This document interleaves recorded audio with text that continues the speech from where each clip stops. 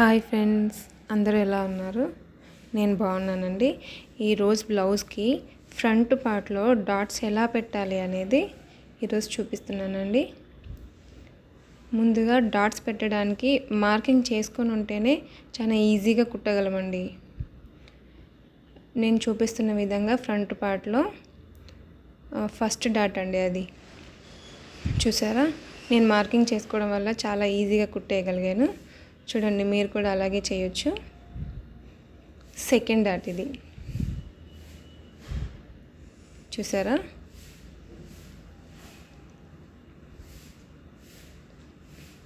ఇప్పుడు third dot అన్నమాట. ఇది చూడండి, డాట్కి ఖచ్చితంగా మార్క్ పెట్టుకోండి, చాలా ఈజీగా వచ్చేస్తుంది. ఎవరికి రాని వాళ్ళకైనా కానీ ఈజీగా కుట్టేయగలమండి ఇది.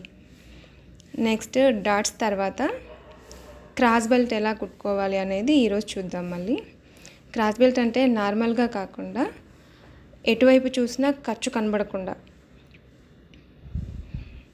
లోపల వైపు చూసినా పైనుంచి చూసినా ఎలాంటి ఖర్చు కనబడకుండా ఇంటర్లాక్ అయ్యేలాగా క్రాస్ బెల్ట్ ఎలా కుట్టుకోవాలి అనేది ఈరోజు చూపిస్తున్నాను.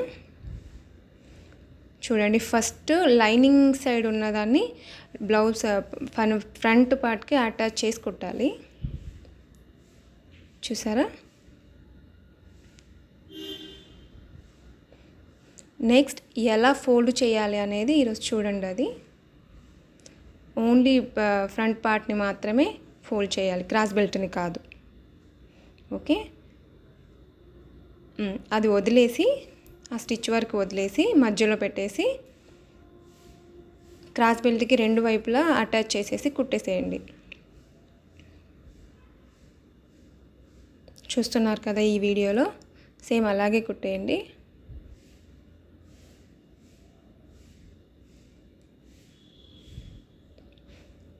ఇలా కుట్టడం వల్ల చాలా నీట్గా కనబడుతుందండి బ్లౌజు, ఒక ప్రొఫెషనల్ కుట్టినట్టుగా ఉంటుంది. దాన్ని ఇప్పుడు మనం రివర్స్ తీసేయాలి.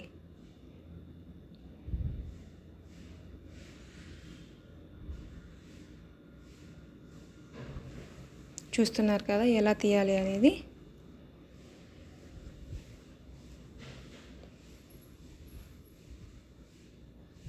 ఆ తర్వాత ఫెయిర్గా కనబడడానికి చివర్లో ఒక కుట్టు వేశారు అంటే చాలా నీట్గా ఉంటుంది. ఏ వైపు వేయాలో చూసారు కదా, చివరి వైపు ఇలాగ వేశారంటే చాలా నీట్గా ఉంటుంది.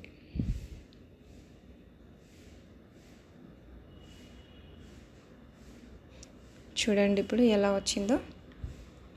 చూసారా? ఎక్కడ కూడాను ఖర్చే కనబడకుండా ఉంది కదా. ఇదండి, ఎలా ఉందో కామెంట్ చేయండి. Thank you friends, bye.